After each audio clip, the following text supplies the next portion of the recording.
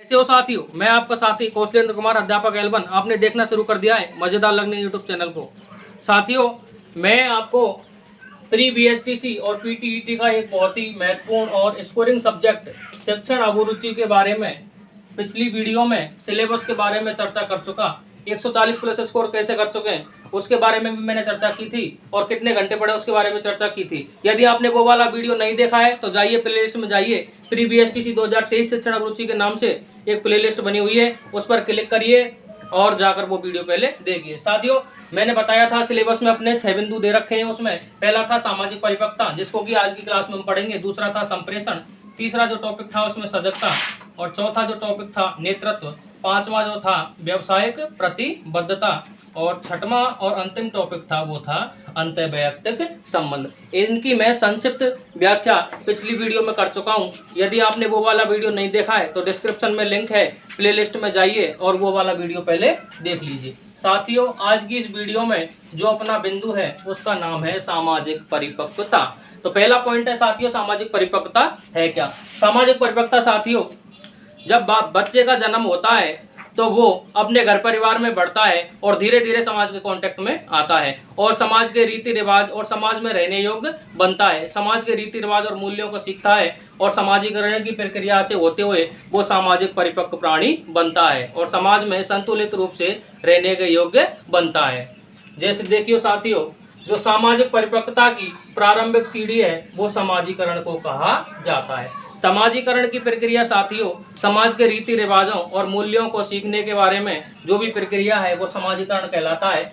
समाजीकरण के प्रशिक्षण के लिए निम्नलिखित विधियां हैं। बच्चा निम्नलिखित विधियों द्वारा समाजीकरण की प्रक्रिया को सीखता है। पहला जो है साथियों विधि वो है उपदेश। साथियों, हमने अक्सर सुना होगा बच्चों के कहते हुए, हम हमेशा बच्चों को गाइड करते हैं कि ये बुरी बातें इनको मत करो, ये अच्छे काम है इनको करो, पढ़ाई करो, तो हमेशा उनको उपदेश देते रहते हैं कि बच्चों अब उदम मत करो, अब पढ़ लो। तो ये तो हो गया साथियों उपदेश द्वारा समाजीकरण। हम कुछ बात बच्चे को सिखाना चाहते हैं। अगली जो विधि है साथियों वो है अनुकरण। बच्चा जिससे नियरली कनेक्टेड रहता है उसका अनुकरण करता है। जैसे छोटे छोटे बच्चे आपने देखे होंगे, माँ उनकी साड़ी पहन रही है तो छोटा बच्चा भी साड़ी पहनने की जिद करता है। जैसे माँ बिंदी लगा रही है तो बच्चे बच्चियां भी अपने बिंदी लगा लेते हैं। छोटा छोटा जो बच्चा है बाबा का जो लाठी होती है, बाबा की लाठी, उसको लेकर बाबा की एक्टिंग करता है। तो साथियों, अपने घर परिवार और समाज के सदस्यों का बच्चे अनुकरण करते हैं। अगली जो कड़ी है साथियों, अगली जो विधि है वो है पहचान। पहचान को एक और शब्द बोलते हैं अपन शुद्ध हिंदी में तादात्म्य। तादात्म्य साथियों, पहचान तादात्म्य। बच्चा जो है समाज में अपनी पहचान बनाना चाहता है, सामाजिक मूल्यों को सीखता है और अपनी वाहवाही सुनने के लिए समाज से तादात्म्य यानी कि तारतम्य स्थापित करता है। और जो लास्ट और अंतिम विधि है, वैसे तो कई विधियां हैं लेकिन संक्षिप्त रूप से पुरस्कार एवं दंड भी इसकी एक विधि है। जैसे हम बच्चे को कोई अच्छा व्यवहार सिखाना चाह रहे हैं, हम कहते हैं बच्चे से कि आप डेली स्कूल जाइए। हम कह रहे हैं कि तुम 10 तक पहाड़े याद कर लो, मैं तुम्हें 10 रुपए वाला चॉकलेट दिलाऊंगा या 10 रुपए वाला पार्ले जी दिलाऊंगा। ये तो हो गया साथियों पुरस्कार द्वारा समाजीकरण की प्रक्रिया सिखाना, उसको कुछ सिखाना। दूसरा आता है साथियों दंड। दूसरा क्या आता है साथियों दंड। जैसे हम बच्चे से कह रहे हैं कि बच्चा किसी को गाली दे रहा है और हम उसमें चांटे मार रहे हैं, डंडा लगा रहे हैं, उसको गाली देने से मना कर रहे हैं कि गाली देना अच्छी बात नहीं है, उसके लिए हम उसे दंड दे रहे हैं। तो इन सभी प्रशिक्षण के विधियों द्वारा बच्चा समाजीकरण की प्रक्रिया को सीखता है और अंततः सामाजिक परिपक्व प्राणी बनता है। जो प्राणी सामाजिक परिपक्व होता है वो समाज में तादात्म्य स्थापित कर सकता है और भली प्रकार से अपना सामाजिक जीवन यापन करता है। देखिए साथियों, बच्चे का जब जन्म होता है, जन्म के समय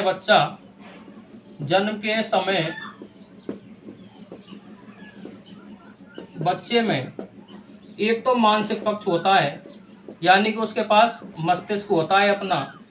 दूसरा शारीरिक पक्ष होता है, शारीरिक कौशल यानी कि चलन, अपने वो हाथ पैर हिला सकता है, दिमाग में कुछ सोच सकता है।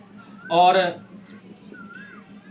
ये जो उसके जन्मजात होते हैं। लेकिन जो समाजीकरण की प्रक्रिया है वो समाज के कांटेक्ट में आकर बच्चा सीखता है। इसी के लिए समाज में दो प्रकार की एजेंसियां यानी कि अभिकरण बनी हुई हैं, संस्थाएं बनी हुई हैं, जिनमें बच्चा दोनों में तादाद में स्थापित करता है। पहली जो एजेंसी है या कहें हम अभिकरण जो संस्था है उसका नाम है प्राथमिक संस्था। प्राथमिक संस्थाओं में वे संस्थाएं आती हैं जहां बच्चा ज्यादातर नियरली कनेक्टेड रहता है, ज्यादा टाइम स्पेंड करता है।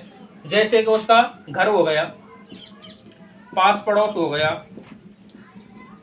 पास पड़ोस हो गया, मित्र मंडली हो गई, मित्र मंडली। तो ये जो घर है, आस पड़ोस है, मित्र मंडली है, नाते रिश्तेदार हैं, इनसे बच्चा जो है ज्यादा टच में रहता है, इनके ज्यादा टच में रहता है। तो ये प्राथमिक संस्थाएं या प्राथमिक एजेंसी अभिकरण कहलाते हैं।